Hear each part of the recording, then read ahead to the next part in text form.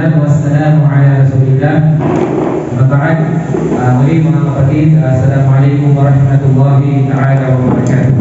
So inshallah dahil hindi po dumating yung ating chef kasi nasa Dede. Hindi siya, no? Then si Ustaz Faisal ay wala pa. At wala pa rin si Abdul Rahim Salis. Dahil walang iba, kaya mapipilihan na tayo na lang inshallah yung tatalakay dito sa pangalawang topic dito sa ating 3 days seminar para sa mga tulad natin mga balikstan.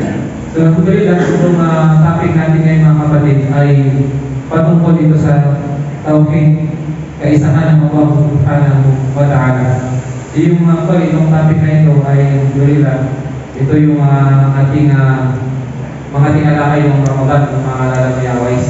Diba? Nung buong Ramadan, may pagitan ng Salat at Tarawih, so tinapik namin yung patungkol sa aqidah, sa ating pundasyon ng paniniwala. At syempre, nakapokus ito sa tawhid, doon sa pagkilala, pangunawa sa kaisahan ng Allah subhanahu wa ta'ala. At yung ating aklat na tinatalakay doon, yun din yung maisisingit natin ngayon, yung aklat o module na ginamit din namin sa aming online class ng Sheikh Abu Khalid ibn Abdullah. Si Sheikh Abu Khalid ay sa mga ulama na aqidah dito sa ating lugar sa Pilipinas, kasi siya ay nakapag-masteral sa aqidah. At ibinaliwanag niya yung aklat na tinalakay nila kung sila ay nag-aaral pa ng Qasim University, yung aqidah al-Muyassara na pinaliwanag at sinulat ni Dr. Ahmad Al-Qadi na kabilang sa mga doktor ng aqidah sa Qasim na kanilang naging professor. So, ang kakasabi ni Sheikh Tuhanin ibn Abdullah, magandang ipaliwanag ito lalo na sa mga bagong English ng Islam dahil nga ito ay Muyassara. Ibig sabihin ng Muyassara, ginagaan, yung pagpapaliwanag ay madaling maunawaan. Hindi siya ganun kalalim. Sabali yung oras natin, napaka-iksi po. Sa bawat topic, kinukuha namin ng halos mag-isang oras. Halimbawa, yun sa tawhid, ar-rububiyyah ka na. Kasi hindi makita natin yung tatlong rin ng tawhid, yung tatlong sangay ng tawhid. Yung tawhid ar-rububiyyah, tawhid al-uluhiyyah, tawhid asma'i wa sifat. So, kulang talaga yung isang oras kahit pa dun sa tawhid ar-rububiyyah lang. At kahit na isang araw, kung tutusin o talagang tatalakayin ka ng detail, gulang na gulang kasi taon ang ginugulang natin mga ulama para pag-aralan, ituro yung topic na ito. Tapos, alhamdulillah, tingnan natin kung paano natin ang pagkakasya na ma-summarize sa loob lang ng kulang-kulang isang oras, hindi ako nagkakamali. Kung makapag-extend lang tayo ng konti, kung pwede, mas lang siguro ay makapamalang pa yung susunod na lecture. Kasi itong tawhid mga kapatid, ito, paniniwala sa kaisahan ng Allah subhanahu wa ta'ala, ito yung pinaka-importanting knowledge na dapat alam ng mga Muslim, dapat priority. So sa mga nagdada'wa, ito yung lagi ina-advise ng mga ulama natin. Nagdada'wa man, bagong Krist ng Islam, ano yung pinakapangunahing kaalaman na dapat malaman ng isang Muslim? Ito po yung paniniwala sa tawhid o kaisahan ng Allah subhanahu wa ta'ala. Meron lahat ng mga katuruan ko sa Islam, importante. Importante yan, mahalaga yan. Di ba? Ang daming mga teaching sa Islam. Mahalaga yan, tama? Pero ang pinakamahalaga, pinakaunang kaalaman na dapat matutunan ng bawat Muslim ay yung tamang pagkilala kay Allah subhanahu wa ta'ala. Bakit? Dahil kung nagkamali ang isang Muslim ng pagkilala kay Allah subhanahu wa ta'ala, maaaring maging dahilan niya na hindi rin matanggap yung kanyang pagsamba kay Allah subhanahu wa ta'ala. Diba? Kaya ito yung pinakapangunahing katuruan na itinuturo sa mga Muslim, lalo na sa mga bagong yakap na Islam. Kasi nga, kung titignan natin yung 6 na haligi ng paniniwala, ano yung unang paniniwala doon? Paniniwala saan?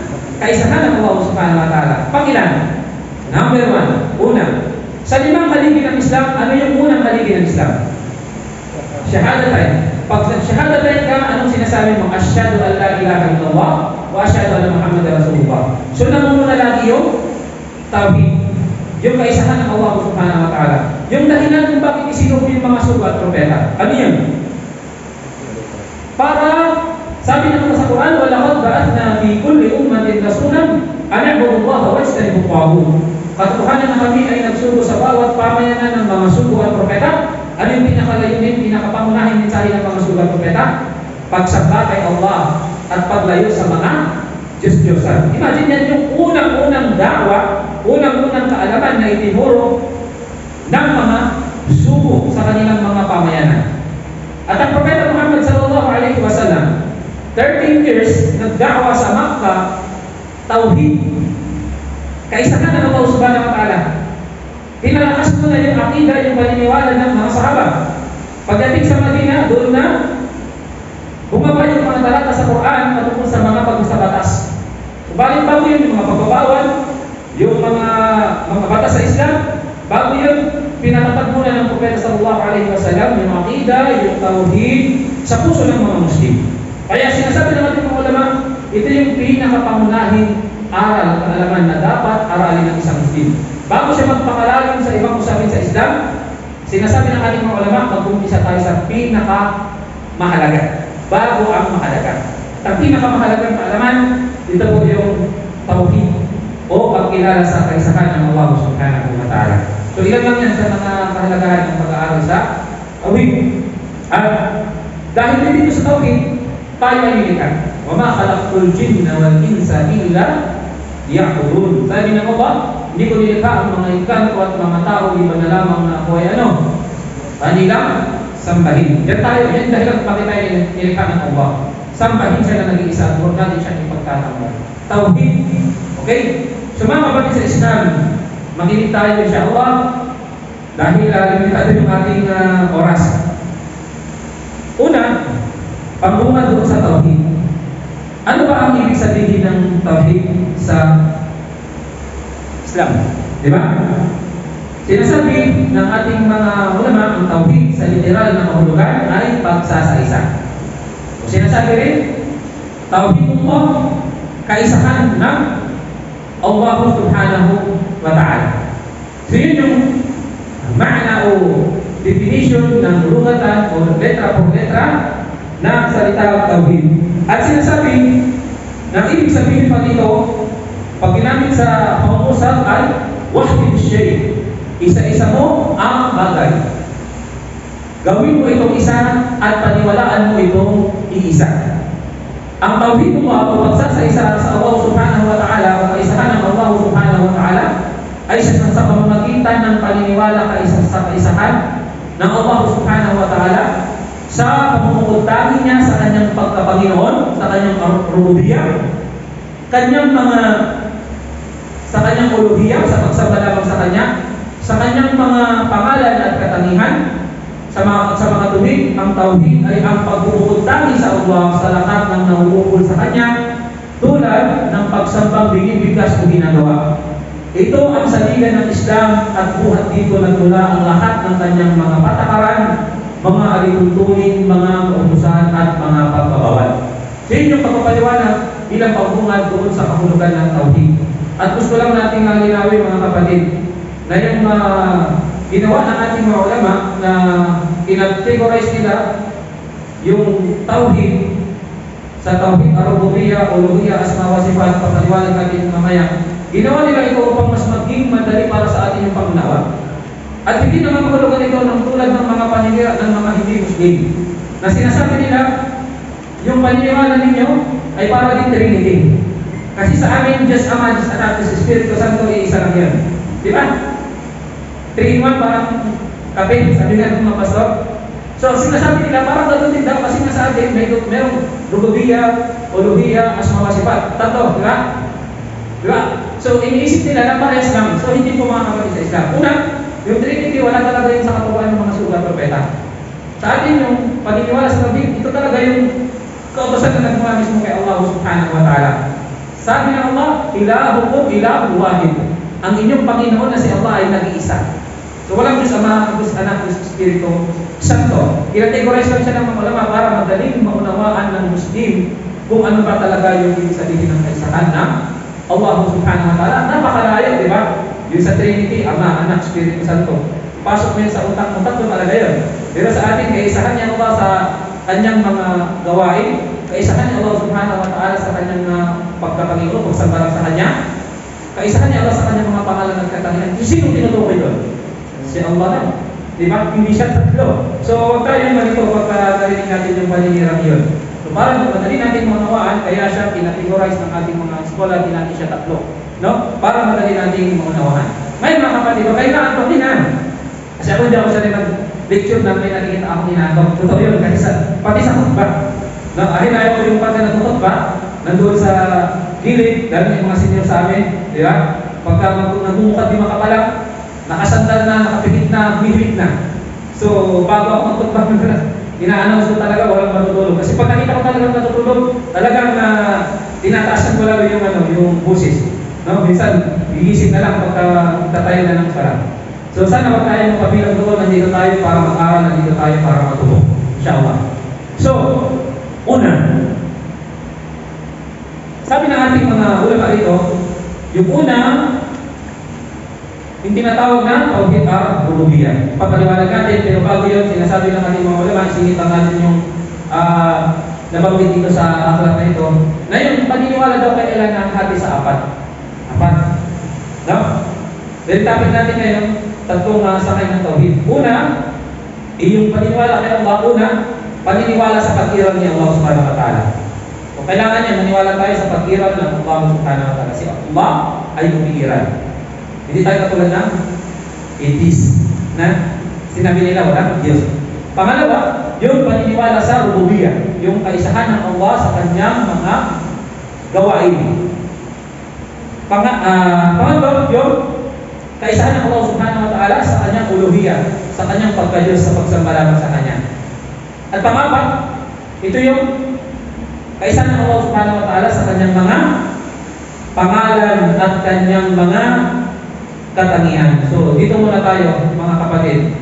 Nabanggit natin yung siningit lang natin yung nabanggit dito sa aklat na diniscuss ni Sheikh Abu Hanif tungkol sa paniniwala kay Allah na yun, nasasakot siya ng apat pag-iral ng Allah subhanahu wa ta'ala. Hindi dapat makawala yun. Pero ngayon, insyaAllah, magpupukus lang muna tayo dito sa mga sangay ng tauhid. Una, ito yung tinatawag na tauhid ar-rububiyyah. Pag sinabing tauhid ar-rububiyyah, sabi ng ating mga ulama, ito ay nangangahulugan ng kaisahan ng Allah subhanahu wa ta'ala sa kanyang Panginoon. In short, para madali natin maunawahan mga kapatid, pag sinabing tauhid ar-rububiyyah, kaisahan ng Allah sa kanyang pagiging Panginoon, ang tinutukoy dito sa kanyang mga gawain, bi'af'alihi. Yung kaisahan ng Allah subhanahu wa ta'ala sa kanyang mga gawain, nabubugtangin siya lang yun. Wala siyang kasama. Tulad halimbawa mga kapatid sa pananampalatayang Islam. Yung una, yung al-khalq, yung paglikha ng Allah subhanahu wa ta'ala. Tandaan natin, pag sinabing kaisahan ng Allah subhanahu wa ta'ala sa kanyang pagkapanginoon, tumutukoy ito sa mga gawain ng Allah subhanahu wa ta'ala. Sa kanyang paglikha, ano pa? Sa kanyang pagmamay-ari, sa kanyang pagiging makapangyarihan. Pangatlo, yung sa kanyang mga pagpapasya. Tulad na lang halimbawa ng tagapagpasya o tagapagtustos. Ang mga gawain na yan ay tanging ng Allah subhanahu wa ta'ala lamang ang may hawak. Ang kanyang pagbibigay ng buhay, ang kanyang pagbawi ng buhay, yung kanyang pagtutustos ng ating pangangailangan, tanging ang Allah subhanahu wa ta'ala lamang ang nagtataglay niyan at may kakayahan niyan. So dito, sabi ng ating Sheikh dito sa kanyang pagpapaliwanag, dito sa aklat na ito, sabi niya, ang kahulugan daw ika ng tauhid ar-rububiyyah o kaisahan ng Allah subhanahu wa ta'ala sa kanyang pagkapanginoon, ito yun, sabi niya, ito ang matatag o matibay na paniniwala na si Allah subhanahu wa ta'ala ay tanging nag-iisang Panginoon. Ang nag-iisang tagapaglikha ang nagmamay-ari ng lahat ng bagay, ang pinakamakapangyarihan, at siyang tagapagpasya. Yun sabi niya ang ibig sabihin ng Tauhid ar-Rububiyyah. At ano yung mga katibayan dito sa mga binanggit na ito ng ating mga ulama patungkol sa kaisahan ng Allah sa kanyang mga gawain, tulad halimbawa ng kanyang pagtingkad. Sinabi ng Allah subhanahu wa ta'ala sa mahal ng Quran, Allahu khaliqu kullu shay. Si Allah subhanahu wa ta'ala ang tanging lumikha ng lahat ng bagay. Wala siya katulad. Hindi ito katulad ng paniniwala ng mga non-Muslim na sinasabi nila na aming nilikha ang langit at lupa. Sinasabi nila na meron daw kasama ang Allah subhanahu wa ta'ala. Di ba? Pag narinig nila yung salitang we, o kami, ang pagkakaunawa nila ay marami si Allah. Di ba? Maraming kasama ang Diyos sa paglikha. Pero sa atin, sa Islam, hindi po ganun. Kung halimbawa, marinig natin sa Quran na sinabi ng Allah, Inna nahnu nazzalna dhikra, katuhanan na kami ang nagpapaba ng Quran. Ginamit ko ng Allah yung salita, Inna, kami. Pero ibig sabihin ba, marami si Allah, may kasama si Allah? Hindi. Ang we, o kami, o kayo, o namin, pag nabasa natin sa Quran na pinakatungkulan ng Allah subhanahu wa ta'ala, ay hindi po yun tumutukoy sa plural of number. Tandaan natin mga kapatid, hindi yun tumutukoy sa plural of number, kundi yun ay tumutukoy bilang plural of majesty o plural of respect. Tulad din sa ating wika. Para madaling maunawaan, pag kausap natin mas nakakatanda, kamusta po kayo? Ilan siya? Sa? Bakit kayo? Kasi kapag sinabi mong kamusta ka, tapos mas matanda sa'yo, parang bastos yun. Di ba? So sa Arabic, meron din ganun. Plural of respect, hindi po plural of number. Malinaw? So pag narinig natin sa Quran, nagbabasa tayo, kapag mabasa natin sa translation, kami, namin, binanggit ng Allah, Inna lillahi wa inna ilayhi rajiun. Katotohanan, tayo ay mula kay Allah subhanahu wa ta'ala, at tayo ay sa kanya rin magbabalik. Yung ganun, malinaw na yun ay plural of number. Marami tayo, di ba? So, maaaring tumukoy sa plural of number o tumukoy sa plural of respect. Naintindihan natin yung punto? Okay, alhamdulillah. Yun yung katibayan sa pagiging isa ng Allah subhanahu wa ta'ala sa kanyang paglikha. Okay, pangalawa, sabi rito, al-mulk o yung pagmamay-ari o kapangyarihan ng Allah subhanahu wa ta'ala. Sinong nagmamay-ari ng langit at lupa? Diba? Si Allah, hindi mo pwedeng sabihin na akin yan, brother. Wala. Diba? Pahiram lang. Anong meron tayo dito? Hiram lang yan mula kay Allah. No? Si Allah ang nagmamay-ari. At ang siyang tanging may kapangyarihan sa lahat ng bagay. So, anong katibayan? Sinabi ng Allah subhanahu wa ta'ala sa marangal na Quran, وَلِلَّهِ مُلْكُ السَّمَاوَاتِ وَالْأَرْضِ. At kay Allah subhanahu wa ta'ala, si Allah ang bukod tanging nagmamay-ari sa mga kalangitan at kalupaan. Walam yakul lahu syarikun fil mulk. At sabi niya, at wala siyang katambal sa kanyang kaharian at pagmamay-ari. So nilinaw dito ng Allah subhanahu wa ta'ala, wala siyang kasama sa paglikha. No? Wala siyang kasama sa pagmamay-ari ng langit at lupa. Kung hindi talaga natin pinapaniwalaan na si Allah, kasama niya si Isa, tulad ng paniniwala ng mga Kristiyano, Trinity daw, kasama sa paglikha. No? So, hindi ganun, sapagkat si Allah ang tanging nagmamay-ari at lumikha ng lahat ng bagay. Pangatlo, al-amr, ang pagpapasya. Si Allah subhanahu wa ta'ala ang bukod tanging nagpapasya at nag-uutos at maliban sa kanya ay ma'mur o alipin na pinag-utusan. So, malinaw. Bukod tanging nagpapasya at nag-uutos at maliban sa kanya ay ma'mur. Kung tayo lahat ay mga napag-utusan, tayo lahat ay mga alipin. Ingat tayo, mga alipin ng Allah subhanahu wa ta'ala. Wala nang isa sa atin sasabihin niyang anak siya ng Diyos. Hindi rin tanggapin sa Islam, hindi pwedeng tawagin anak ng Diyos sa tao dahil si Allah hindi naman siya nagkakaroon na anak. Sinabi ng Allah subhanahu wa ta'ala, Qul innal amra kullahu lillah. Ipagpadya ay Muhammad, sabi ng Allah subhanahu wa ta'ala, tunay na ang pagpapasya, ang lahat ng ito ay kay Allah subhanahu wa ta'ala lamang. Ano? Ang lahat ng ito ay kay Allah subhanahu wa ta'ala lamang. Ala Allahul khalq. Sabi niya, ala lahul khalq wal amru tabarakallahu rabbul alamin. Sinabi pa ng Allah, tunay kay Allah ang bukod tanging paglikha at pagpapasya, luwalhati kay Allah ang napakadakila na Panginoon ng lahat ng mga nilalang. So yun mga kapatid sa Islam. So sa maikling pagpapaliwanag dito ng ating Sheikh patungkol sa kaisahan ng Allah subhanahu wa ta'ala sa kanyang rububiyah, sa kanyang pagiging Panginoon, tumutukoy sa kanyang mga gawain, naunawaan natin. At bukod doon sa mga nabanggit natin, si Allah subhanahu wa ta'ala kabilang pa sa kanyang mga gawain, yung pagtustos, pangangasiwa, pagbibigay ng buhay, pagbawi ng buhay, pagpapadala ng ulan, pagpapatubo ng mga puno, halaman, at pagpapalitan ng araw at gabi. Di ba? Ang tanging may kakayahan yan ay walang iba kundi ang Allah subhanahu wa ta'ala. In short, si Allah subhanahu wa ta'ala ang may kakayahan, no? Sa lahat ng bagay. Yun yung tinutukoy dito, Tauhid ar-Rububiyyah. Malinaw sa atin, kaisahan ng Allah subhanahu wa ta'ala sa kanyang pagiging Panginoon, ibig sabihin sa kanyang mga gawain. Paglikha, pagtustos, pagbawi ng buhay. So, si Allah lang ang may kakayahan niyan.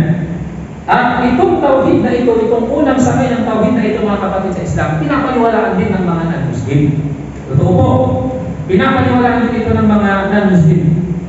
Kaya kung tatanungin din sila, kung sino ang lumikha ng langit at sabihin nila, isang Diyos lang. Isang Diyos lang yan, di ba? So mamaya papaliwanag natin kung bakit hindi naging sapat yung paniniwala sa tauhid ar-rububiyyah para maging Muslim sila. Okay? So, sinabi man Allah subhanahu wa ta'ala, ang khuliqu min ghairi shay'in am hum khaliqun. Sa madaling salita sabi, ang mga katibayan sa pagpapanginoon ng Allah hindi kayang bilangin na pakarami. Sabi ng Allah, nilikha ba sila mula sa wala o sila ang tagapaglikha? Diba?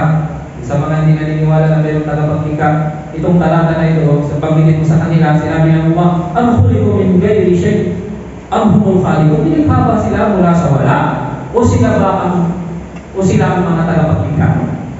Kaya hindi naniniwala may tagapaglikha. Siya ba nilikha mula sa wala? O siya mismo yung tagapaglikha? Diba? Patanong ito ng Allah subhanahu wa ta'ala. Allahu khaliqu kulli shay' wa huwa ala kulli shay'in wakil. Ang Allah ang tagapaglikha ng lahat ng mga bagay at siya ang tagapangasiwa sa bawat bagay. So, ito po yung ibig sabihin ng tinatawag na Tauhid ar-Rububiyyah. Tandaan natin Kaya binabanggit natin sa Suratul Fatiha, may dalil ito, Alhamdulillahi Rabbil Alamin. Ang lahat ng pagpupuri at pasasalamat ay nauulamang kay Allah, ang Panginoon ng lahat ng mga nilikha. So yun yung isa sa mga dalil na ginagamit ng ating mga ulama, pagpapatunay sa tinatawag na Tauhid ar-Rububiyyah. Okay. Pangalawang sangay ng Tauhid. Nanto ka bro? Ha? O kanganto kayo. Ay yung tinatawag na Tauhid al-Uluhiyyah. Tauhid al-Uluhiyyah. Ano naman yung tinatawag na Tauhid al-Uluhiyyah? Al-iman bil-uluhiyyatillah, ang paniniwala sa pagka-Diyos ng Allah subhanahu wa ta'ala. Yung tinutukoy. Pag sinabing Tauhid al-Uluhiyyah, kaisahan ng Allah subhanahu wa ta'ala sa kanyang pagka-Diyos, ang tinutukoy dito mga kapatid ko sa Islam, ay kaisahan ng Allah subhanahu wa ta'ala sa pagsamba lamang sa Kanya. So dito nalaglag yung mga non-Muslim, yung mga Christian. Bakit? Kung tatanungin mo ang mga Christian kung ilan ang Diyos na lumikha ng langit at lupa, marami sa kanila magsasabi, isa lang yun. Yung mga Arab, mga non-Muslim, mga Christian, tatanungin mo kung sino yung lumikha ng langit at lupa, ang sasabihin nila, si Allah. Pero sapat na ba yung maniniwala sa Tauhid ar-Rububiyyah para sila yung maging Muslim? Hindi. Bakit? Sa pagdating dito sa Tauhid al-Uluhiyyah o kakaisahan ng Allah subhanahu wa ta'ala sa kanyang pagka-Diyos o pagsamba lamang sa Kanya, nalaglag sila. Bakit? Sila ay sumasamba sa iba maliban pa kay Allah subhanahu wa ta'ala. Kaya hindi sapat yung paniniwala lang sa kaisahan niya Allah sa kanyang pagiging tagapaglikha. Subalit hindi naman sila sumasamba kay Allah bilang nag-iisang Diyos na tagapaglikha. Sabi ng ating Sheikh dito sa pagpapakahulugan ng Tauhid al-Uluhiyyah, ito sabi niya, ang matatag na paniniwala na si Allah subhanahu wa ta'ala ang tunay na Diyos na karapat-dapat lamang pagkukulan ng pagsamba at wala ng iba. Ang kahulugan sabi niya ng ilah o Diyos ay ma'lum, na ang ibig sabihin ay na'bud o sinasamba. Na siya ang sinasamba at itinuturing ng Diyos ng mga puso na may kalakip na pagmamahal at pagdakila sa Kanya. Sinabi ng Allah subhanahu wa ta'ala bilang patunay. So, pwede kayong tumayo mga kapatid kapag inaangkot kayo. Pwede kayong tumayo insyaAllah. Sabi ng Allah subhanahu wa ta'ala bilang patunay dito sa Tawhid al-Uluhiyah, kaisahan ng Allah subhanahu wa ta'ala sa kanyang pagdaliyos. Sabi niya, Shahidallahu annahu la ilaha illahu wal malaikatu wa ulul ilm qa'iman bil qist la ilaha illahu wal azizul hakim. So sinabi ng Allah subhanahu wa ta'ala sa marangal na Quran, si Allah ay nagpapatutuo na wala ng ibang Diyos na karapat pagkukulan ng pagsamba maliban sa Kanya, at ang mga anghel at silang mayroong mga kaalaman ay nagbibigay din ng ganitong pagpapatutuo.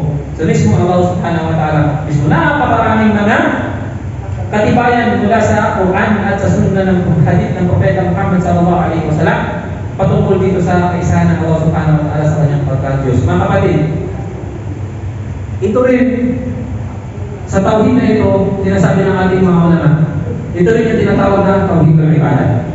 Pag sinabi na tawhid al-ibadah, yung kaisahan ng Allah subhanahu wa ta'ala sa pagsamba lamang sa Kanya. So dito na papasok yung tinatawag natin la ilaha illallah. Tandaan niyo, dito na yung sa tawhid al-uluhiyah. Ano ba ang ibig sabihin ng la ilaha illallah? Di ba sabi ng ating mga ulama, ang ibig sabihin ng la ilaha illallah, la ma'budu bihaqqin illallah. Walang ibang Diyos na karapat dapat sambahin maliban lamang ang Allah subhanahu wa ta'ala. So kaisahan ito ng Allah subhanahu wa ta'ala sa pagsamba lamang sa Kanya. Wala lang iba. Kapag diba natin natin kanina, kapag tayo gagawa ng pagsamba, dapat ito ay dalisay para lamang kay Allah subhanahu wa ta'ala. Walang halong shirk, pagpapakitang tao o pagpapanggap. No? Kasi ayaw yun ng Allah subhanahu wa ta'ala. Dito sa tawhid al-uluhiyah, itinuturo yung kaisahan ng Allah subhanahu wa ta'ala sa pagsamba lamang sa Kanya. At alam pa natin mga kapatid sa pananampalatayang Islam, tulad na nabanggit natin kanina na ito yung dahilan kung bakit tayo nilikha ng Allah subhanahu wa ta'ala. Diba? Wa ma khalaqtul jinna wal insa illa liya'budun. Hindi ko nilikha ang mga insan at mga tao, sabi ng Allah, ibang na lamang na ako ay kanilang sambahin. Yun yung una. Pangalawa, ipinadala ng Allah subhanahu wa ta'ala ang lahat ng kanyang mga sugat propeta para sa mensahe na ito ng tawhid. Pagsamba lamang kayo. Binanggit natin kanina, walaqad ba'athna fi kulli ummatin rasulan an i'budu Allaha wajtanibu at-taghut. Katotohanan na kami ay nagpadala sa bawat pamayanan, sa bawat nasyon. Sabi ng Allah subhanahu wa ta'ala, anong layunin? Upang utusan ang mga tao sa sambahin lamang si Allah at lumayo sa tinatawag na pagsamba sa mga Diyos-Diyosan. So ito yung tawhid al-uluhiyah. May dagdag natin mga kapatid sa pananampalatayang Islam na dito sa kaisahan ng Allah subhanahu wa ta'ala sa pagsamba lamang sa Kanya, tandaan natin na yung mga pagsamba iba't ibang uri. Tandaan natin, may mga iba't ibang uri ng pagsamba kay Allah subhanahu wa ta'ala. Yung mga bagay na maaari natin magamit bilang pagsamba kay Allah subhanahu wa ta'ala. Una, yung pagsamba kay Allah subhanahu wa ta'ala sa pamamagitan ng ating puso, palbiya. Pagsamba kay Allah subhanahu wa ta'ala sa pamamagitan ng ating puso. Nausap na nabanggit natin yung mga iba't ibang uri ng pagsamba, isingit ko lang yung definition ng pagsamba. Diba? Kasi nga, topic natin, kaisahan ng Allah sa pagsamba sa Kanya. Tama sa Kanyang pagka-Diyos. Ano ang ibig sabihin ng ibadah? Pagsamba kay Allah subhanahu wa ta'ala. Ano ang ibig sabihin ng pagsamba kay Allah? Diba? Dahil dito kaya tayo likitan ng Allah para sambahin siya. Ano ang ibig sabihin ng pagsamba kay Allah? Sa mga lecture natin sa masjid, sa iba pang masjid, lagi natin itinatanong ito. Pag sinabing pagsamba, ano ang ibig sabihin? So kailangan na nagsusubikan din tayo na isaulo yung mga pagpapahulugan ng mga importanteng mga terminology awat sa Islam. So sabi ni Sheikhul Islam Ibn Taymiyyah, Yung ibig sabihin ng pagsamba, sabi niya, ismun jami'un li kulli ma yuhibbuhu Allah wa yardah min al-aqwali wal a'mal al-zahira wal batina. Ano ang ibig sabihin? Ismun jami'un. Ang pagsamba ay ang lahat ng mga gawain na kinalulugdan ng Allah subhanahu wa ta'ala. Ismun jami'un li kulli ma yuhibbuhu Allah wa yardah. Lahat ng mga gawain na minamahal ng Allah subhanahu wa ta'ala at kanyang pinapahintulot. Maging ito man, sabi niya, ay sa pamamagitan ng ismun jami'un li kulli ma yuhibbuhu Allah wa yardah min al-aqwal. Maging ito man ay sa pamamagitan ng salita. Tandaan natin, wal a'mal, kung sa pamamagitan ng gawa, al-batina wa zahira, nakalingid man kung ito ay nakadantad. So lahat yun ay matatawag na pagsamba. Lahat ng ginagawa na sa Muslim na kaya niya ginagawa ito ay bilang pagsunod kay Allah dahil ito ay kinalulugdan ng Allah, ito ay matatawag na pagsamba. So dito natin mas lalong mauunawaan yung kabuuan ng salitang pagsamba. Di ba? Pagsamba una gamit ng puso, kalbiya. Ano yung mga pagsamba na ginagamitan ng puso? Ha? Pagmamahal kay Allah, takot kay Allah, niya, paniniwala. Anong ginagamit? Puso. Di ba? Pagpapatawad, anong ginagamit? Puso. Takot kay Allah, puso. So yung mga pagsamba na yan, ang lugar niya, puso. Kaya yung niya, hindi binibigkas. Hindi mo sasabihin na ako ay mag-aaral para kay Allah, ako ay mag-uudo para kay Allah, ako ay magsasala ng salat duhur para kay Allah. Bakit? Ang niya ay ibada o pagsamba na ang lugar nito ay puso at hindi ang dila. So ibada, pagsamba, gamit ang puso.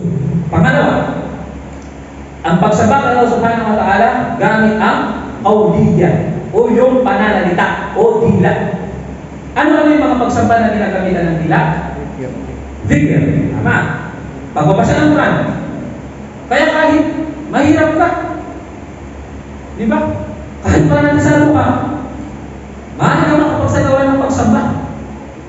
May sakit ka, nagdidikit ka, subhanallah, alhamdulillah, Allahu Akbar, la ilaha illallah. Yan ay mga mainam na pagsamba gamit ang dila. Huwag mo lang gawin siya. Di ba? Si my brother sabi niya, bro, hindi ko mapigilan kasi pag ano sabi niya, dahil sabi niya, napapa-Allahu Akbar ako, pag nasa luwa ko, nag-iwasan. Di ba? May tamang lugar yung pagsamba. So hindi dapat pagkitin yung mga pag-didikir, pagbabasa ng Quran sa loob ng siyar, sobrang religyoso mo, sumobra. Di ba? Pati sa siyar, nagbabasa lang ng surat al-Fatiha. So wag, mga kapatid, kasi nilirespeto natin ang Allah subhanahu wa ta'ala. So, yun yung pangalawang uri ng pagsamba. Pagsamba gamit ang dila. Okay. Pangatlo, pagsamba gamit ang tinatawag na fi'liya o badaniya. Yung pagsamba gamit ang katawan. Brother, ano yung pagsamba gamit ang katawan? Yan, this is brother. No, yung tatanong ko talaga. Pagsamba gamit ang katawan. Ano yung mga pagsamba gamit ang katawan? Salam, da'wah, di ba? Tayo ka ng masjid, di ba? Tumulong ka. Ano bang ginagamit niya pag tumutulong ka? Naghahalo. Di ba? Katawan. So, pagsamba gamit yung katawan natin. Kaya kapag malusog, alhamdulillah, al-mu'minu al-qawi khayrun ma'ahabba ila Allah min al-mu'minu al-da'if. Ang malakas na Muslim ay mas mainam at kamahal-mahal kay Allah kaysa sa isang Muslim na mahina. Kasi kung yung Muslim malakas yung kanyang katawan, qawi bil ibadah, malakas din siya sa pagsamba kay Allah, di ba? Kapag mahina yung katawan, nakahiga lang, kita niyo yung mga breeding na nandun na sa wheelchair, pati pag-ihigod na, pinapampersan, di ba?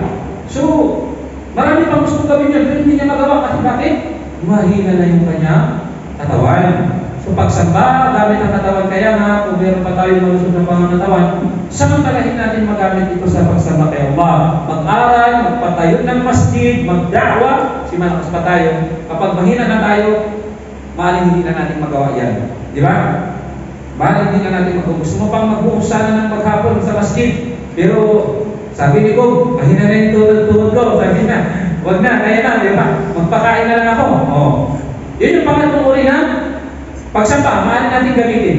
Pang-apat, Al-ibada sa pamamagitan ng al-maliyah o al-amwaliyah, yung pagsamba gamit ang yaman. Opo.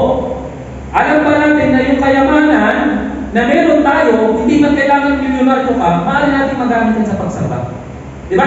Tulad sa halimbawa, yung brother na hindi na kayang mag-volunteer sa pagbubuhos ng masjid. O, may pera siya, ang gagawin niya ay pakainin ko na lang yung mga brother na nagtatrabaho dyan.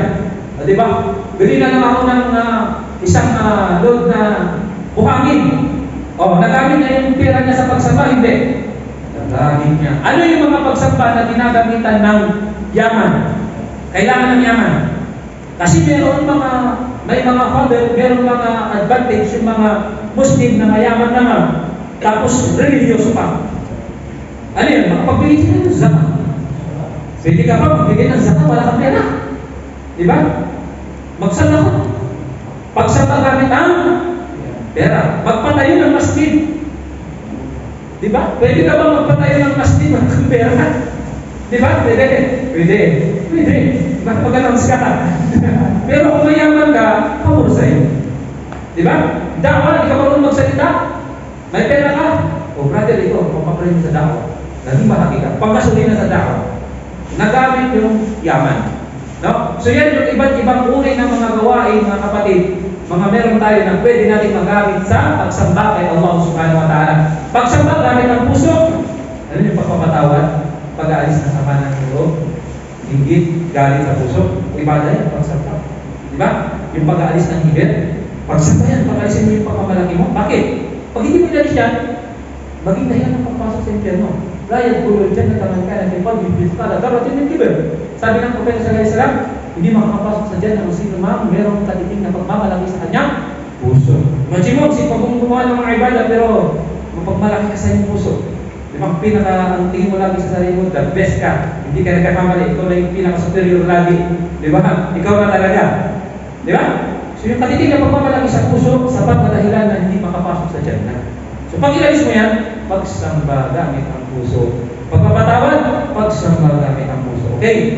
Pangalawa, ano yun? Pagsamba gamit ang dila. Tama? Dikir, pagbabasa ng Quran, pagdadakwa. Pangatlo, pagsamba gamit ang katawan. Tignan natin yan, ha? Siguro magpapis tayo minsan, tapos tignan natin kung matandaan ninyo yung apat na to. Pang-apat, pagsamba gamit ang kayamanan. Oo. Yung kayamanan na sobrang dami. Bilyon-bilyon, nakalimpok lang dyan. Pag kinamatayan, tatanungin ka na naman. Saan mo ginamit yung yaman mo? Di ba? Di kung wala kang kayamanan, tatanungin sa'yo kung sa yaman. Wala eh. Kalo, wala na eh. Di ba? Totoo yun, yung yaman. Tatanungin ng Allah subhanahu wa ta'ala. Di ba?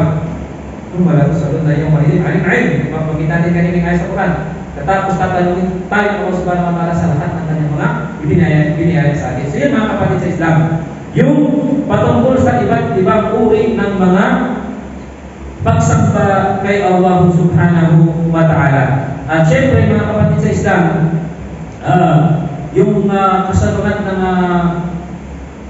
pagsamba kay Allah subhanahu wa ta'ala ay huwag din natin kakalimutan. Ano ito? Yung tinatawag na shirk. Yung pagtatambal kay Allah subhanahu wa ta'ala. Yun yung pinakamalaking kasalungan, pinakamalaking kasalanan na maaaring magawa ng isang tao. So, ano yung halimbawa ng shirk? Pag sinabing shirk, mga kapatid sa pananampalatayang Islam, sabi ng ating mga ulama, sarfu shay'in min ibadati li ghayrillah. Sarfu shay'in min ibadati li ghayrillah. Ang pagsamba sa iba, maliban pa kay Allah subhanahu wa ta'ala, ito ay tinatawag na shirk o pagtatambal kay Allah subhanahu wa ta'ala. At ito ay nahasik sa dalawa. Yung tinatawag na shirkul akbar at saka shirkul asgar.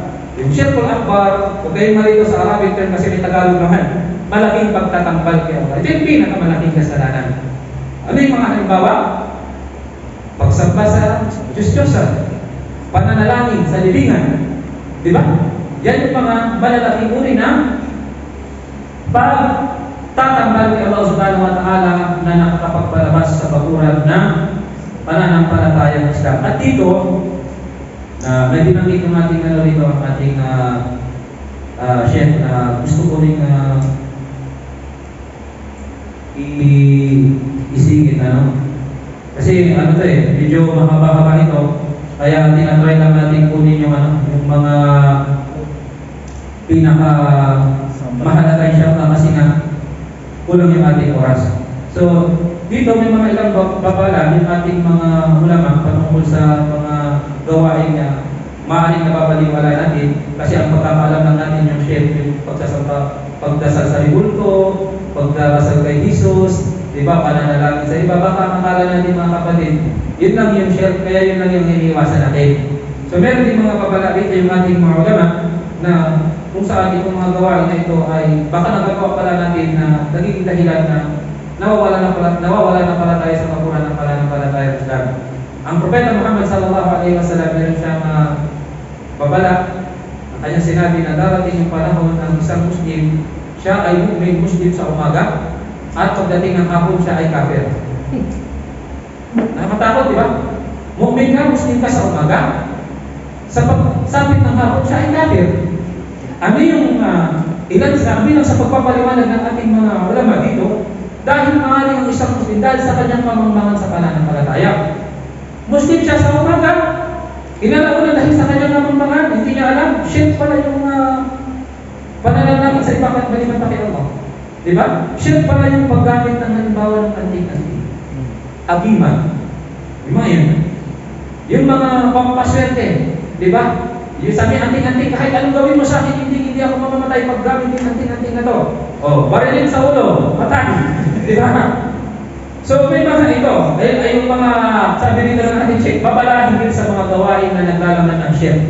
Una sabi dito, yung mga, ilan dito, ang paggamit ng agiman o anting-anting.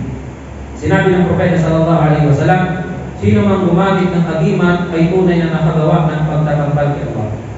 At kabilang rin dito sabi niya, ang anumang nasasaklang nito tulad ng anumang sinasabit sa liig, mga sa bata, di ba? O kahit na yung mga matatanda, magugulat ka kung yung Muslim meron pa rin ito hanggang ngayon. Yung parang triangle na may mata, di ba? Tapos may mga nakasulat doon sa dito na kung ano-anong mga salita na hindi maintindihan. So pasok na yun doon.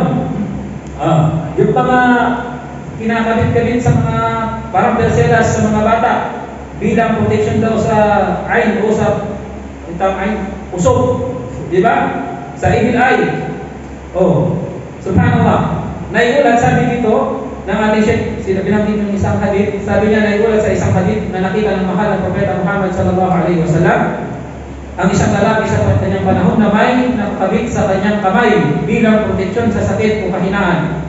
Baka meron dyan. Yung rino, okay lang yan. Pero kung isipin mo yung rino na yan, anting-anting na. Delikado. Sinabi sa kanya ng mahal ng Propeta Muhammad sallallahu alaihi wasallam, sabi niya, tanggalin mo yan dahil walang maidudulot sa iyo kundi kahinaan. Palakas magiging kahinaan pa. At kung ikay pumanaw na suot-suot mo pa din yan, tunay na hindi ka magtatagumpay magpakailanman. Kaya kung meron kayong mga kasama sa bahay na lalo na pag Muslim na sila, kasi kung non-Muslim, hindi mo naman mapagpawalan yan. Di ba? Kahit magipagpatayan yan, di ba? Kung Muslim, at sabihan natin, insyaAllah, magmalasakit tayo sa ating kapatid, ituro natin sa kanya. Na sa Islam, hindi pwede yan. Kasi yan ay may tutuloy na siya pagtatambag kay Allah. Ang tanging kakayahang mga alaga protekta sa atin, walang iba kundi ang Allah subhanahu wa ta'ala. At kabilang din dito, marami yung binanggit natin siya dito, subhanallah. Pero kabanggitin din natin yung mga kabilang din dito, sabi nga yung mga pangitain. Na yung pangitain, yung sinasabi na at tiyara at tatayo. Yung sa panahon ng Jahiliya, may mga tao pag maglalakbay sila, magpapalipat sila ng ibon. Pag pumunta sa ganitong direksyon, halimbawa kanan, tutuloy sila. Magiging matagumpay daw yung ano nila. Ang mga pamahiinan, kasi yung tatayo, pangitain, ang galing sa salitang ibon dito ginalipay, di ba? Pag lumipad yan sa kaliwa, hindi na sila tutuloy kahit importante yung pupuntahan nila. Ganun sila. Sa atin, sa panahon natin ngayon, di ba meron din? Yung pangitahin, pamahiin, ano yun? Pagkalalabas ka tapos may nasalubong na pusang itim dumaan.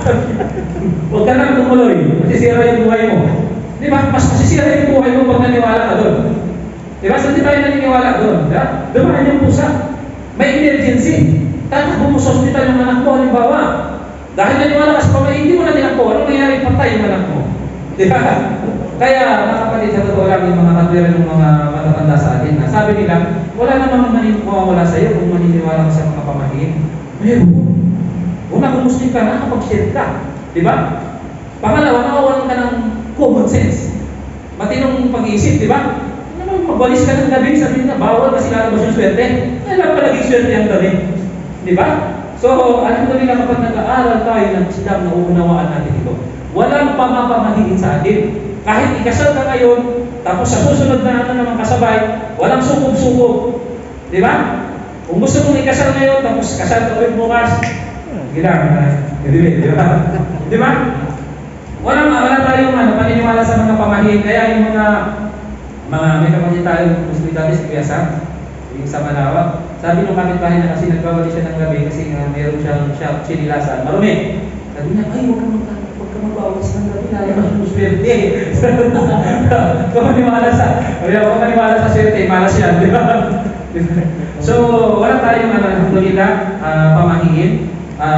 Sa atin ang paniniwala natin, naniniwala tayo sa mga tinatala ng Allah Subhanahu wa Ta'ala. Kahit magtipon-tipon ng lahat ng mga tao, pati ang mga jinn, gumawa ng pagkisalahan sa atin, sabi ng Propeta sallallahu alaihi wasallam, ay hindi mangyayari. Di ba kung ito ay pinitulot ng Allah Subhanahu wa Ta'ala? Di ba?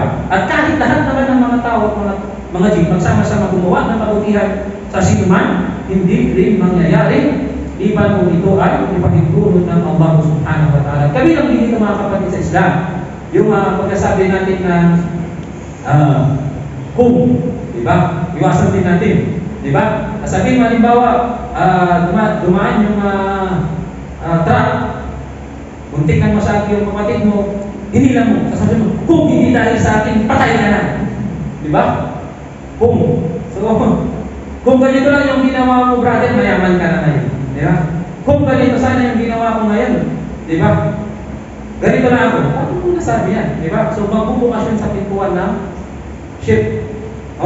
Pintuan ng shaitan. So, iniiwasan din tayo sa paggamit yun. At saka yung salitang yung ipapantay natin ng Allah Subhanahu wa Ta'ala.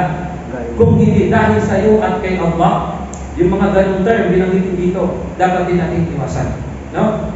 Yung pagsabi natin ng at, lagi ganito, kaya napapansin niyo yung mga lecturer natin, pagka halimbawa nagpapasalamat, unang-una, kami ay nagpapasalamat kay Allah.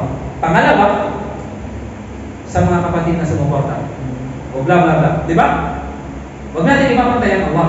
Huwag natin sabihin na, salamat sa iyo, kung di dahil sa iyo, at kay Allah, di ba? Parang pinapantay mo ang Allah Subhanahu wa Ta'ala. Yes, di ba? So, iiwasan natin yan insyaAllah. So, saan tayo?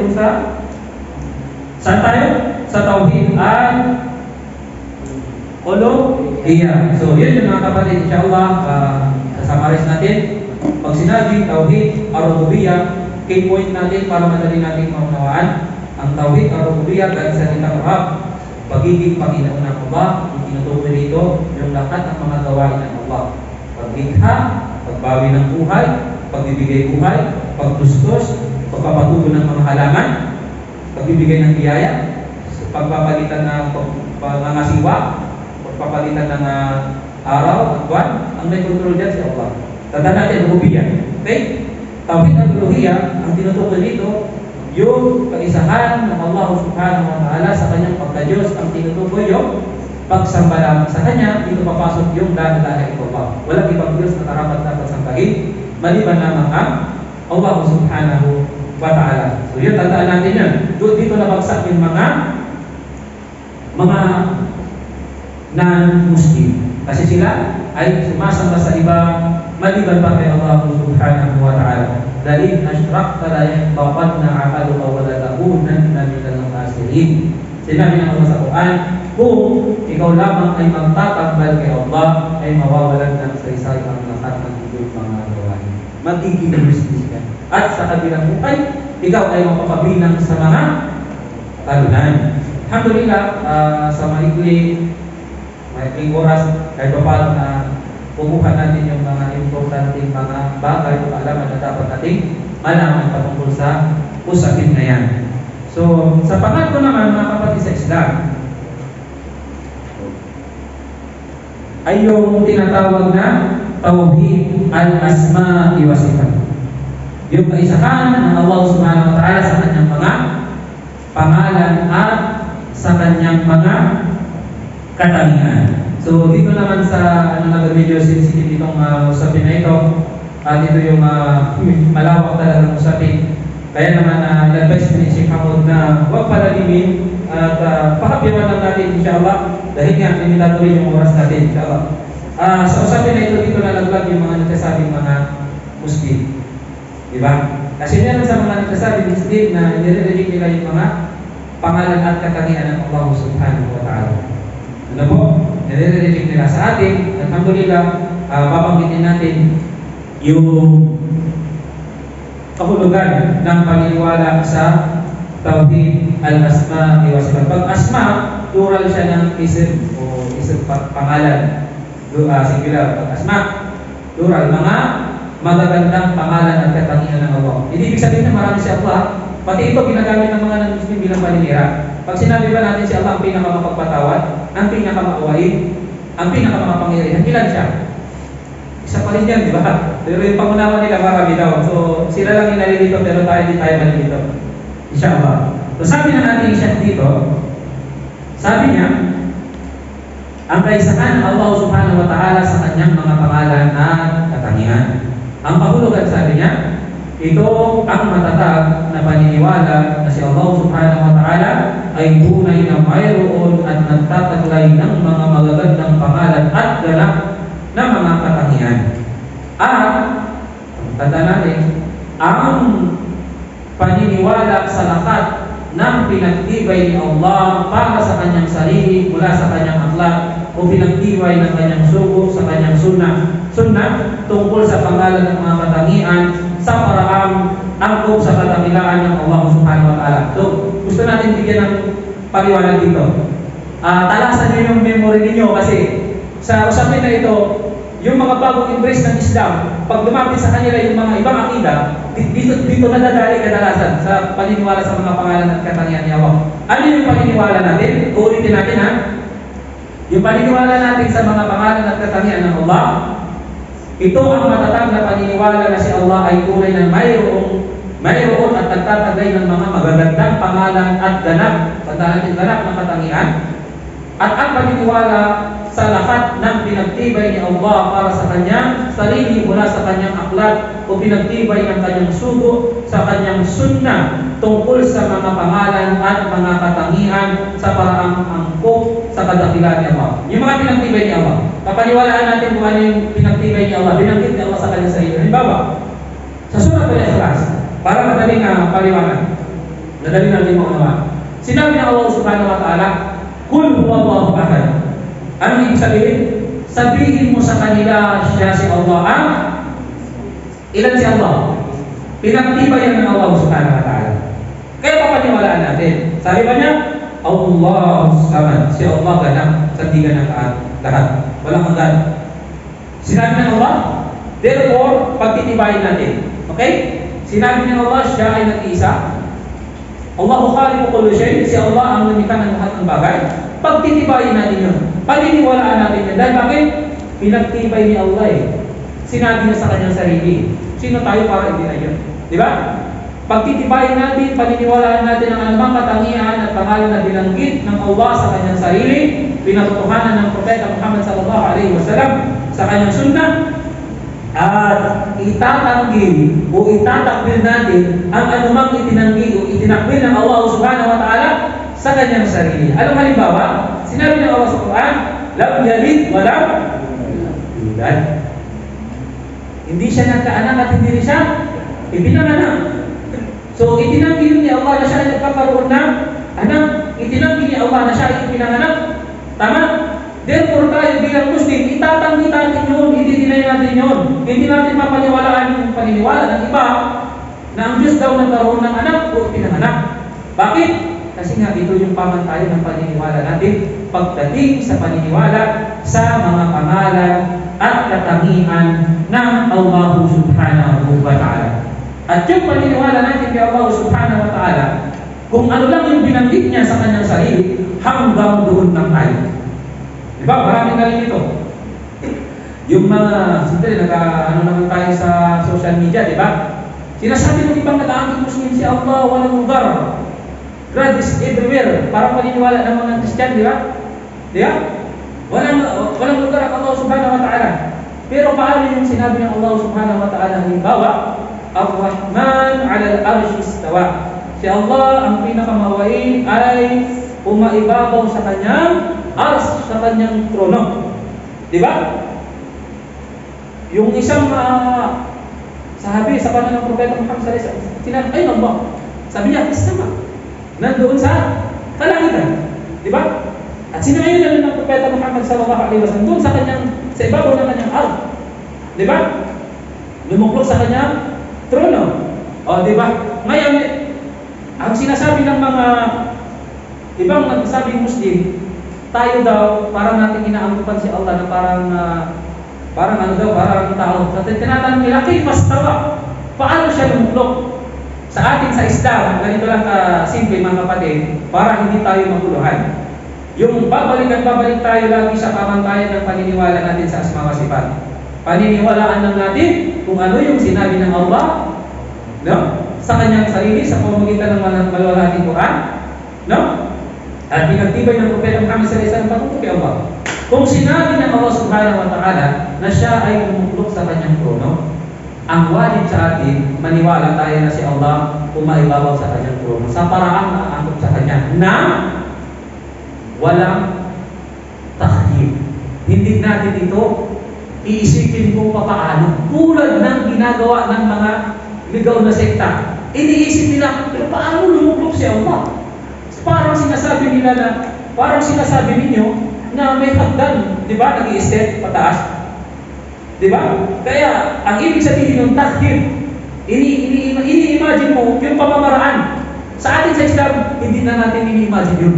Kaya sa kanila babalik yung pagpaparatan. Bakit? Tayo, kung tatanungin tayo sa kabilang buhay, bakit na sinabi na ako ay tumuklok sa aking arsh? Ya Allah, sinabi niyo, Ar-Rahman 'ala al-'arshi istawa. Tapos, di ba? Sila tatanungin, bakit nyo i-deny na ako ay tumuklok sa aking arsh? Anong dalil nila? Logical basis. Yan tinatawag sila, Abdul Kalam.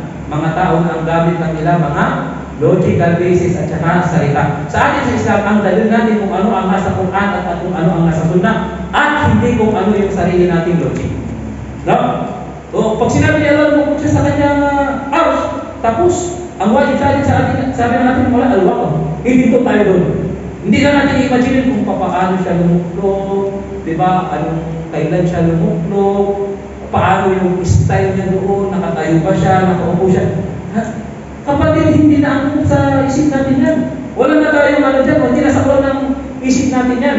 Basta sinabi niya Allah na siya ay bumaibabaw sa kanyang trono, tapos yung usapan paniniwalaan natin. Hindi na natin iahalin tulad, hindi natin siya ilalarawan, hindi natin i-imagine sa ating isip. Bakit? Mababalik tulad ng mga nangyayari sa mga ibang mga sekta, di ba? Nagkakagulo-gulo sila dahil ini-imagine nila kung paano. Di ba? Eh nga, alhamdulillah, nagbigay ng pamantayan ng ating mga ulama, sabi nila, ang ating paniniwala sa asma wa sifat, mga pangalan at katangian ng Allah, naniniwala tayo ito ng walang tamthil, walang paghahalin tulad. Hindi natin ihahalin tulad sa Allah, si Allah sa kanyang mga nilikha. Walang takhir, o yung walang paglalarawan. Hindi natin ilalarawan. At walang tinatawag na tahrif o paglilihis ng kahulugan. At wala din tinatawag na ta'til o pag-aalis ng kahulugan. Kung ano lang yung sinabi ng Allah, hindi natin dadagdagan, hindi natin babawasan, hanggang doon lang tayo safe ng ating belief. No? Huwag na natin pasukin yung mga kaalaman na hindi arot ng ating isip. Diba? Kung malaman mo pa kung paano si Allah, madadagdagan ba yung iman mo? Madadagdagan ba? Hindi. May nakakita na ba kay Allah? Wala pa. Sino makakapag-describe kung paano siya lumuklok? Sa atin, lumuklok si Allah sa paraang naaayon sa kanyang kalwalhatian. At ibig sabihin na lumuklok siya, ay bumababa na yung kanyang kadakilaan. Hindi. Siya pa rin ang tataas-taasan. Wala nang mas tataas pa kay Allah subhanahu wa ta'ala. Sabi ng Allah sa Quran, na naiintindihan nyo doon, may tanong kayo mamaya pagdating sa usapin na ito. Walillahi al-asma'il husna, fad'uuhu biha, wa dharul ladina yulhiduna fi asma'ihim, sayujzawna ma kanu ya'malun. Sinabi mismo ng Allah sa Quran, kay Allah ang pinakamahinam na mga pangalan, kaya't manalangin kayo sa Kanya sa pamamagitan ng mga ito. At iwan ninyo ang mga tumatanggi. May mga nasabi Muslim.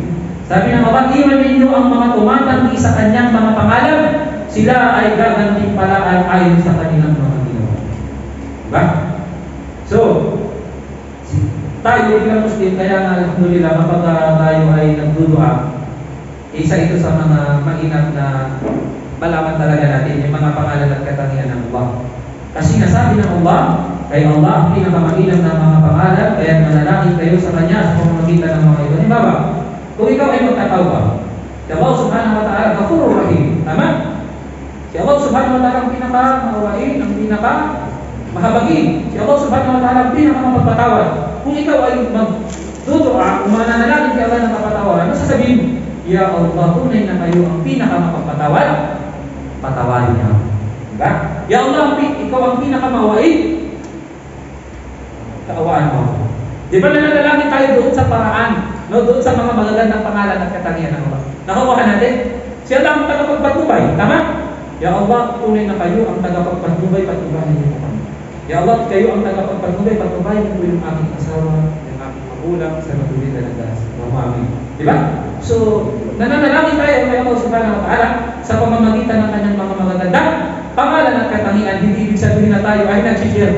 Yeah. So, dito talaga pag alam natin yung paliwanag dito, alhamdulillah, kapag may dumating sa ating mga maninila sa Islam, ay hindi tayo magigiba. Kasi nga, alhamdulillah, kahit paano, meron tayong foundation sa ating paniniwala sa mga pangalan at katangian na Allah subhanahu wa ta'ala. Dalil pa sa Quran. Si Allah subhanahu wa ta'ala, laysa kamithlihi shay'un wa huwa as-sami'ul basir. Wala siyang katulad, siya ang ganap na nakakarinig, ang ganap na nakakakita. Ito yung pinapaliwanag din natin sa da'wah. Kung naaalala niyo kapag binabanggit natin yung talata na ito, wala kasi katulad si Allah, wala kang nakakita si Allah. Nagbanggit si Allah ng kanyang mga katangian. Di ba? Sabi niya, siya ang ganap na nakakarinig. So, ibig sabihin, si Allah subhanahu wa ta'ala may pagdinig. Pero, mag-ingat tayo. Huwag natin i-apply ulit natin yung pamantayan natin sa paniniwala sa asma wa sifat. Si Allah, may pagdinig, narinig niya ang lahat, pero hindi katulad na huwag natin i-tatamfil o iahalin tulad sa mga tao na yung tao bakit nakakarinig kasi meron tenga. Diba? Huwag natin isipin, Allah nakakarinig, siguro may tenga siya. Huwag dapat sa Islam. Yung pandinig ng Allah, ang angkop din sa kanyang kalwalhatian, hindi mo pwedeng imagine na meron siyang tenga katulad ng tenga natin. Diba? Yung pandinig na meron tayo, nakakarinig tayo, tama? Pero may hangganan yan, may limitasyon. Pero yung pandinig ng Allah subhanahu wa ta'ala, angkop yun sa kanyang kalwalhatian, lahat naririnig niya. Magsalita, lahat ng mga nilikha, naririnig niya. Nasaan man yung mga nilikha niya, naririnig. Tayo, ano yung naririnig natin kung ano lang yung aabot ng ating. Pero si Allah, Sami'ul Basir, ganap na nakakarinig, ang ganap na nakakakita. O, maging maingat din tayo. Si Allah subhanahu wa ta'ala, sinabi niya, siya ay ganap na nakakakita. Nakikita niya lahat. Huwag natin iisipin, i-apply ulit natin yung pamantayan sa paniniwala sa asma wa sifat para hindi tayo maligaw. Kaya nga nilagay ito ng ating mga ulama para meron tayong babalikan reference.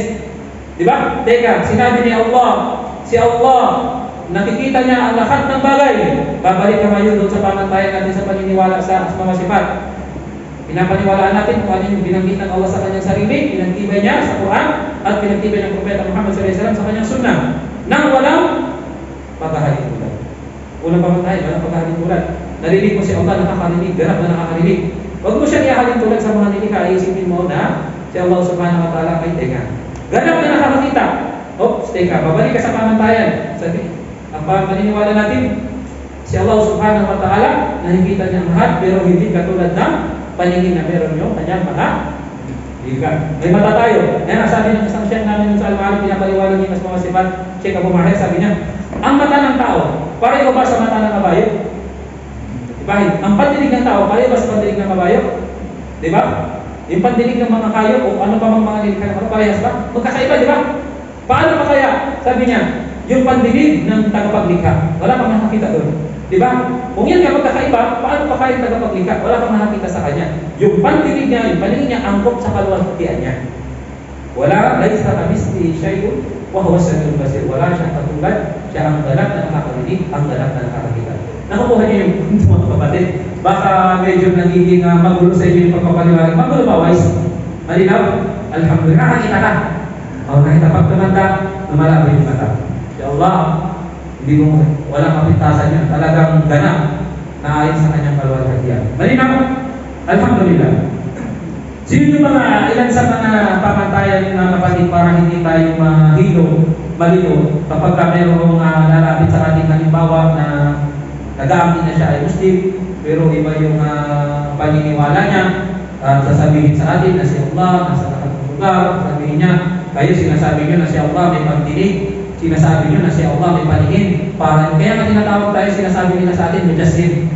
Yung ibig sabihin parang inaanyuan daw natin ang Allah subhanahu wa ta'ala. Pero ang katotohanan, lahat ng pagpaparatang nila babalik sa kanila. Bakit? Kasi nga, sa pamantayan natin ng paniniwala sa asma wa sifat, hindi natin inahalin tulad si Allah sa mga nilikha niya. Sila yung nag-iisip doon, therefore sila yung mujassim. Sila yung nag-aanyo kay Allah subhanahu wa ta'ala na sinasabi nila sa atin, o kayong mga salafi, di ba? Sinasabi ninyo na si Allah may pandinig, para yung sinasabi na si Allah may tenga. May sinabi ba tayo na si Allah may tenga? Wala. Bakit natin sinasabi na si Allah narinig niya ang lahat, may pandinig siya? Bakit? Sinabi niya. Si Allah, sabi mo ba siya, narinig niya ang lahat, nakikita niya ang lahat. Kaya binabado nila, minsan sinasabi na, kayo mga para pa kayo hindi Muslim, para ang paniniwala niyo para pang Christian. Kasi, bakit? Naniniwala kayo na si Allah may tenga, naniniwala kayo na si Allah may mata. Sino nagsabi? Sila. Di ba? Kasi wala naman sa akida natin. Ang sa atin, kung ano lang sinabi ng Allah, ganun na nakakarinig, ganun na nakakakita, naunawa natin yung kahulugan, hindi na tayo nagmamalabis doon. Sila lang yung nag-i-imagine. Ano nangyari? Nahihilo sila. Sila yung nagkakaroon ng malaking problema. Pero tayo pag pinag-aralan ng mga asma wa sifat, ayon sa pagpapaliwanag ng ating mga ulama, nagiging panatag tayo. No? Hindi mababago yung paniniwala natin na si Allah, wala siyang katulad sa kanyang mga nilikha. Dahil hindi naman natin siya nakakalimutan sa kanyang mga nilikha. So nakukuha po natin yung punto. So yung mga kapatid sa Islam, wala pa yung isang lecturer na magtuturo sa Quran. So, siguro, dagdagan pa natin ng konti, kung ilang sa inyo. Depende rin kayo model kung ano model. Okay pa kasi wala pa yung isa eh. Break mo na. Break mo na. So, inshallah, isasummarize lang natin kasi nga baka nakalimutan na natin. Nakatingin kayo, tapos nakalimutan nyo rin pala. Sayang din, no? So, una, binanggit natin siya dito, yung ating paniniwala kay Allah ay nasasaklawan niya una yung apat.